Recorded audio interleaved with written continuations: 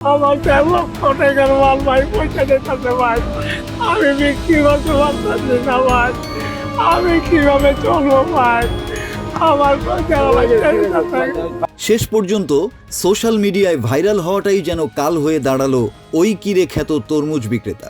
কারওয়ান বাজারের এই তরমুজ বিক্রেতার নাম রনি।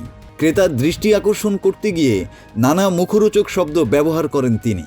ক্রেতার সামনে তরমুজের বৈশিষ্ট্য তুলে ধরতে গিয়ে কখনো মধু, কখনো ইলিশ মাছ ইত্যাদি শব্দগুলো এটা ভাই পদ্মার ইলিশ মাছ হবে, পদ্মার ইলিশ, মধু মধু মধু, রসমালাই রসমালাই। বিশেষ করে তার ওই কিরে শব্দটি বেশ জনপ্রিয় হয়ে ওঠে। ওই কিরে, ওই কিরে, ওই কিরে, ওই কিরে, ওই কিরে।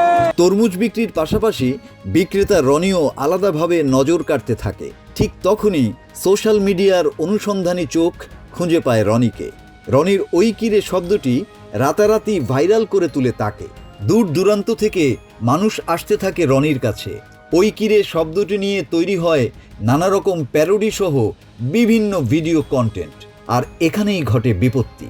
ভাইরাল হওয়ার পরে প্রতিদিন রনির তরমুজের দোকানে ভিড় জমে ওঠে, কিন্তু ক্রেতার বদলে এদের বেশিরভাগই দর্শনার্থী। তারা সকলেই কাছ থেকে রনির তরমুজ বিক্রির কৌশল উপভোগ করতে থাকেন। ফলে প্রচুর ভিড় হলেও ক্রেতার সংকটে পড়ে রনির তরমুজ ব্যবসা। সৈয়দ মুস্তফা আলীর ভাষায় একেই হয়তো বলে খ্যাতির বিড়ম্বনা। তরমুজ বিক্রি করতে এসে রনির এখন মাথায় হাত। যদিও একটি স্বনামধন্য খাদ্য প্রস্তুতকারী প্রতিষ্ঠানের রনির সবগুলো তরমুজ কিনে নেয়ার কথা শোনা গেলেও এর সত্যতা নিশ্চিত করা যায়নি।